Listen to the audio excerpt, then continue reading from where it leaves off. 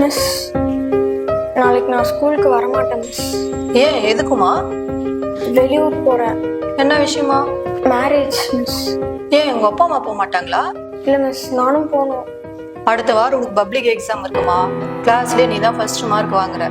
இப்ப லீவ் போட்டா எப்படிமா? இல்லை மிஸ், நான் கண்டிப்பா போயாகும். அவ்வளவு முக்கியமான மேரேஜா? யாருக்குமா? எனக்கு தான் மிஸ். உனக்கா? என்னம்மா சொல்ற? ஆமா மிஸ், எங்க அப்பா தான் சொன்னாரு. இதுக்கப்புறம் நான் ஸ்கூலுக்கு வருவேனோ மாட்டேனோ எனக்கு தெரியல மிஸ். சரிம்மா, நீ வீட்டுக்கு கிளம்பு. Okay miss. 14 வயசு தான் ஆகுது. இந்த பொண்ணு இன்னும் 10வது கூட முடிக்கல. இதுக்குள்ள மேரேஜா? இது இப்படியே விடக்கூடாது. உடனே 1098 கால் பண்ணி இன்ஃபார்ம் பண்ணிடணும்.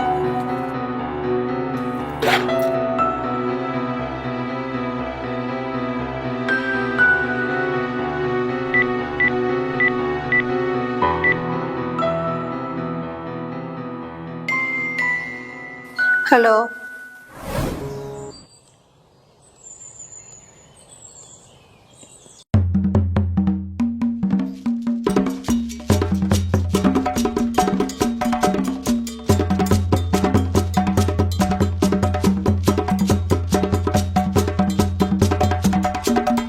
திவ்யா,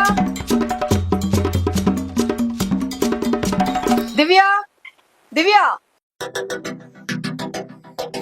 யார் பண்ணீங்களா? என்ன வேணும் உங்களுக்கு? நான் திவ்யாவுடைய கிளாஸ் டீச்சர். அவளை கூப்பிடுங்க, நான் பார்க்கணும். அவளை ஸ்கூலுக்கு அனுப்ப முடியாதுமா, கிளம்புங்க. சார், நான் ஆலுமன் போலீஸ் ஸ்டேஷன் இன்ஸ்பெக்டர். உங்க பொண்ணுக்கு 18 வயசு முடியாம கல்யாணம் பண்றதா தகவல் வந்திருக்கு. உங்க பொண்ணை விசாரிக்கணும், கூப்பிடுங்க. கூப்பிடுங்க சார். திவ்யா, திவ்யா.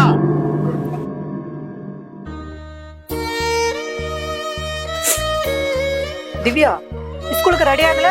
இன்னைக்கு உனக்கு கல்யாணமா? மா, நான் இன்ஸ்பெக்டர். உனக்கு இன்னைக்கு கல்யாணமாம்மா?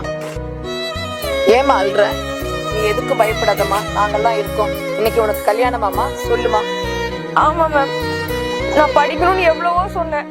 ஆனா கட்டாயப்படுத்தி கல்யாணம் பண்றாங்க. ஏன் சார், ஏன் இப்படி பண்றீங்க? மேடம், திவ்யா என் பொண்ணு. அவளுக்கு எப்ப கல்யாணம் பண்ணு, யாரு கல்யாணம் பண்ணு எனக்கு தெரியும்.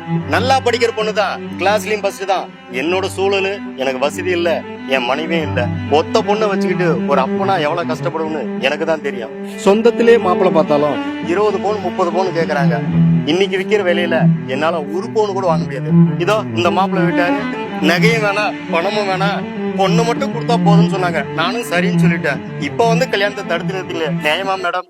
சார், 18 வயது முடியாம பொண்ணுக்கு கல்யாணம் பண்றது சட்டப்படி குற்றமாகும்.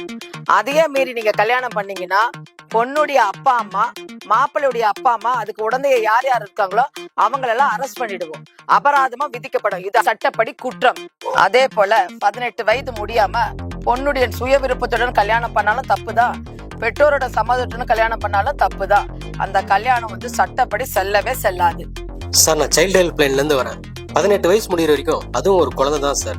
சின்ன பொண்ணுன்றதுனால மன ரீதியாகவும் உடல் ரீதியாகவும் ஸ்ட்ரென்த் கூட இருக்காது சார். இதனால குழந்தை நிக்காம அடிக்கடி கருச்சிதைவு ஏற்படும். அப்படியே நின்னாலும் பிரசவ வலி தாங்க முடியாம தாய்க்கோ இல்ல குழந்தைக்கோ உயிர் சேதமே ஏற்படும். அதையும் மீறி குழந்தையே பிறந்தாலும் அது ஊட்டச்சத்து குறைபாடுனால உடல் ஊனமாகும் இல்ல மன வளர்ச்சி குறைவாதான் சார் பிறக்கும். அது மட்டும் இல்ல, இந்த பொண்ணோட கல்வி தடைப்படும். இதனால படிச்சு நல்ல வேலைக்கு கூட போக முடியாது. இப்ப எப்படி எது தேவைனாலும் உங்ககிட்ட கையேந்து நிக்குதோ, கல்யாணம் ஆன பிறகும் அவங்க ஹஸ்பண்ட் கிட்டயோ இல்ல ஹஸ்பண்டோட ஃபேமிலி கிட்டயோ எதிர்பார்த்து தான் சார் வாழணும். இப்படி ஒரு வாழ்க்கை உங்க பொண்ணுக்கு லைஃப் ஃபுல்லா தேவையா சார்? சார், திவ்யா கிளாஸ்ல நல்லா படிக்கிற பொண்ணுங்க சார். குழந்தை திருமணம்ன்ற பேர்ல அவ லைஃப ஸ்பாயில் பண்ணிடாதீங்க. திவ்யா, அப்பா சொல்ற மாதிரி கல்யாணம் பண்ணிக்க போறியா, ஸ்கூலுக்கு போய் நல்லா படிக்க போறியா? சொல்லுமா. நான் படிக்க தான் மேம் போறேன். படிச்சு பெரிய ஆபீசரா ஆகணும் மேம். சார், பொண்ணு நல்லா படிச்சு ஆபீசர் ஆகணும்னு சொல்றாங்க. ஸ்கூலுக்கு அனுப்புற வழியே பாருங்க சார். மாப்பிள்ள,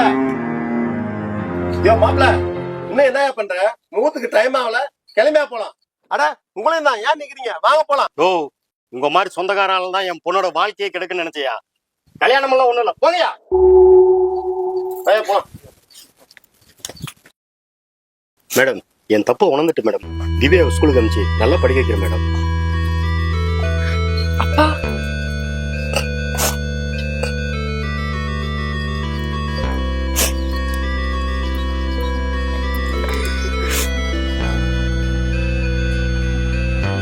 ஸ்கூலுக்கு போமா, நல்லா படிமா.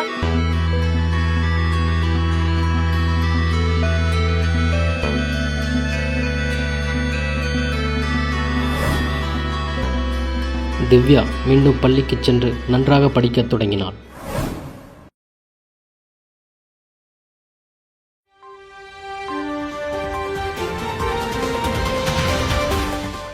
தருமபுரி மாவட்டத்தின் புதிய ஆட்சியராக திரு திவ்யா அவர்கள் இன்று பொறுப்பேற்றுக் கொண்டார். இவர் தருமபுரி மாவட்டத்தை சார்ந்தவர் என்பதும் குறிப்பிடத்தக்கது. குழந்தை திருமணத்தை ஒழிப்போம், பெண் கல்வியை ஆதரிப்போம்.